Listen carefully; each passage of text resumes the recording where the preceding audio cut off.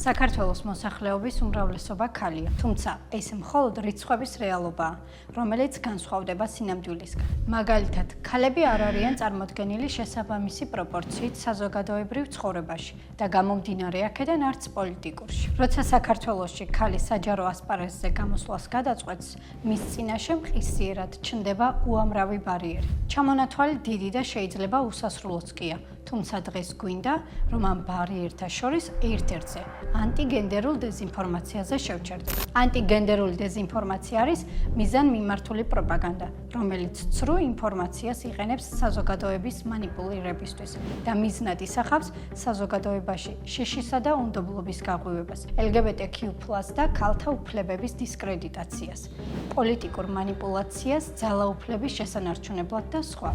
უნდა ითქვას, რომ გენდერული თანასწორობა არ ეწინააღმდეგება ქართულ კულტურას, ეროვნულ თვითმყოფადობასა და ტრადიციებს. პირიქით, ის ემყარება სამართლიანობის, თავისუფლებისა და ადამიანის ღირსების პატივისცემას, რაც საქართველოს ისტორიული და კულტურული ფასეულობების განუყოფელი ნაწილია. ქალებს ხშირად გვეუბნებიან: დაეტიე, გაჩუმდი, რას გავხარ, რა გაცვია, რა გაკივლებს, როგორ იქცევი, რა შენი საქმეა, პატრონი თუ გყავს. ესეც ანტიგენდერული დეზინფორმაციის გამოვლენებაა.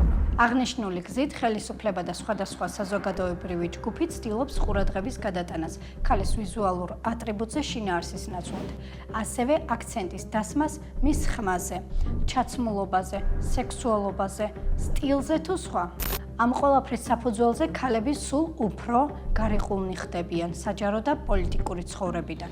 მსგავსი მიდგომები ხშირად გამოიყენება საპროტესტო აქციებში მონაწილე ოპოზიციონერი ქალების მიმართ. ანტიგენდერული პოლიტიკის ერთ-ერთი სახეა ისიც, როცა სახელმწიფო სხვადასხვა სამსახური იწყებს ქალების ფარულ და უკანონო თვალთვალს, აღბეჭდავს მათ ინტიმურ ცხოვრებას და უკვე შემდგომში შანტაჟის, მუქარის და საჯარო შერცხვენის გზით ცდილობს ქალების ჩამოშორებას პოლიტიკიდან. ანტიგენდერული დეზინფორმაციის ნაწილია თავად ქალებს შორის დაპირისპირებისა და უთანხმოების კერების შექმნა და ამის საფუძველზე ვითარების იმგვარად წარმოჩენა თითქოს სხვადასხვა ფუნდამენტურ საკითხს ორი მხარე აქვს და თავად ქალებიც კი არ არიან ერთსულოვნები ამ საკითხებში. საქართველოს მოსახლეობის უმრავლესობა ქალია. თუმცა ამის მიუხედავად, ქალებს მაინც გვიწევს ბრძოლა საჯარო სივრცეში ადგილის მოსაპოვებლად. რაც ბუნებრივად უნდა ხდებოდეს, გამიზნულად ვერ ხდება და ამ ყველაფერს თავისი სახელი აქვს. ეს არის ანტიგენდერული დეზინფორმაცია და ამასთან ბრძოლა საერთო საზოგადოებრივი ვალდებულება და მიზანია.